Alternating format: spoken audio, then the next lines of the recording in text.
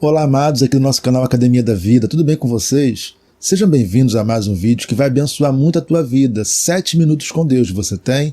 Então vem com a gente porque você vai ser muito abençoado. E eu estava lendo aqui, meditando e me lembrando, né, ao ler esse texto que nós vamos ver daqui a pouco, lembrando de como o meu saudoso pai, ele ministrava, ele pregava esse texto em lágrimas. Todas as vezes que ele pregava esse texto, era em lágrimas.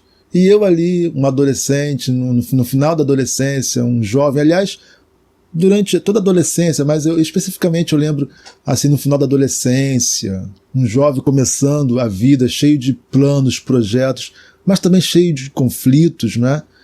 Na igreja, no culto, sendo levado às lágrimas por esse texto tão inspiradamente ministrado pelo meu saudoso pai, que aliás tinha um quebrantamento tão grande diante da palavra de Deus. Mas vamos aqui, né? Vamos deixar a emoção um pouquinho de lado, né? E vamos aqui ao texto. Qual é o texto? É o do filho pródigo. Ele é tão comovente, né? E quando a gente vê aqui, claro, não tem tempo de ler todo esse texto, né? São apenas 7 minutos. Então eu quero pegar aqui a partir do versículo 14, é o livro de Lucas, Evangelho de Lucas, tá? Lucas capítulo 15, versículo 14, está aí na tua tela. Quando o seu dinheiro acabou, uma grande fome se espalhou pela terra e ele começou a passar necessidade. Convenceu um fazendeiro da região a empregá-lo e esse homem o mandou a seus campos para cuidar dos porcos. Embora quisesse saciar a fome com as vagens dadas aos porcos, essa aqui é a NVT, tá? A nova versão transformadora. Ninguém lhe dava coisa alguma. Então, como é triste, né? Um homem que tinha tudo em casa, que tinha desde o conforto à comunhão com o seu pai, com a sua família, de repente começa a cobrar, a exigir a herança de seu pai. Esse texto é texto tão rico, né? A gente não tem tempo para falar muitos detalhes, tá? E ele foi lá, ele queria conhecer a vida, queria conhecer o mundo, né? Ele queria sair um pouquinho da sua rotina.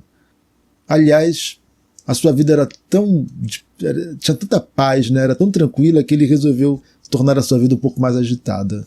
Eu imagino, né? A gente fica imaginando nessa parábola que Jesus conta, como é a vida de tantas pessoas que querem viver sozinhas, né, que querem ganhar o mundo, que querem fazer o que têm vontade, querem descobrir coisas novas.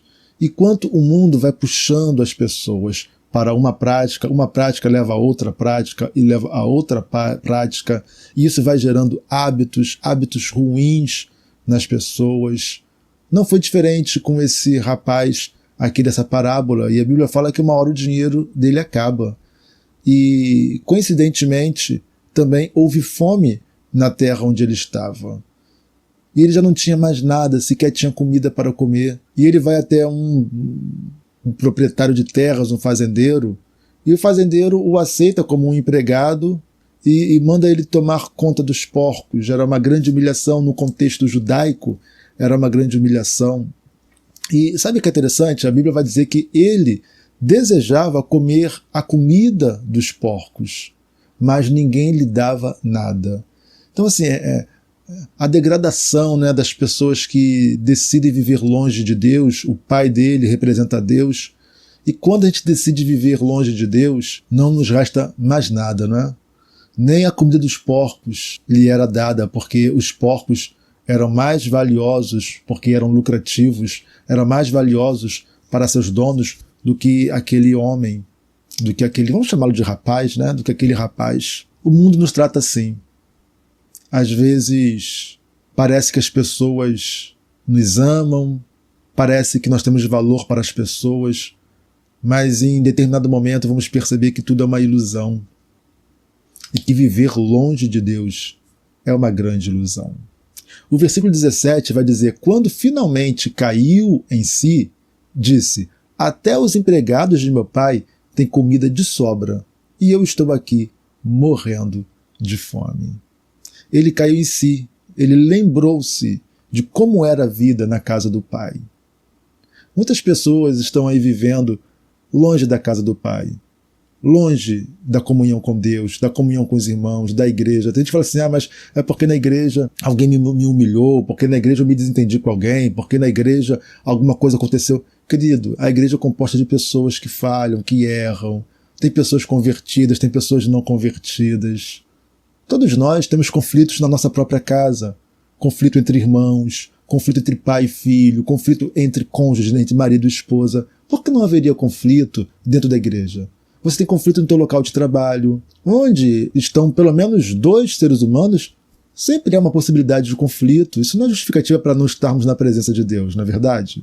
Longe de Deus, só vamos encontrar sofrimento, decepção, fome. E a pior fome não é a fome física, é a fome da nossa alma. É a falta do alimento divino, do alimento de Deus, do alimento espiritual. A gente fica tão vazio, né? Longe de Deus, tão vazio, tão vazio. O que você está fazendo longe de Deus? Será que já não passou da hora de você voltar para a casa do Pai, de você voltar para a presença de Deus? Faça isso. Que bom que o dinheiro desse rapaz acabou, não é? Não foi o primeiro versículo que nós lemos? Quando seu dinheiro acabou, uma grande fome se espalhou pela terra e ele começou a passar necessidades. Que bom que isso aconteceu, né? Sabe por quê? Porque se o dinheiro dele não acabasse, se não houvesse fome na terra, se ele não tivesse passando necessidade, ele não voltaria para a casa do Pai. Deus permite a nossa dor, o nosso sofrimento, as nossas frustrações, sermos decepcionados por pessoas. Deus permite a nossa dor para que a gente caia em si, para que a gente volte ao lugar de onde nunca deveríamos ter saído, para que a gente volte para o convívio com o Pai, para que a gente volte para a presença de Deus, porque é na presença de Deus que é o nosso lugar. Se você tem estado longe de Deus, da presença de Deus, é hora de você voltar. Se você tem estado assim um pouco frio, você fala assim, não, eu não estou longe, mas será que você também está perto? Ou será que você está morno? Nenhuma coisa nem outra. Tome a decisão, volte ao primeiro amor e resgate a comunhão e a intimidade com Deus, tá? É isso que Deus tem para falar para você nesse dia, tá? Faça o que tem que ser feito. Deus te abençoe em nome de Jesus, tá? Deixa o gostei para esse vídeo. Se você não for inscrito, inscreva-se no canal. Deus te abençoe.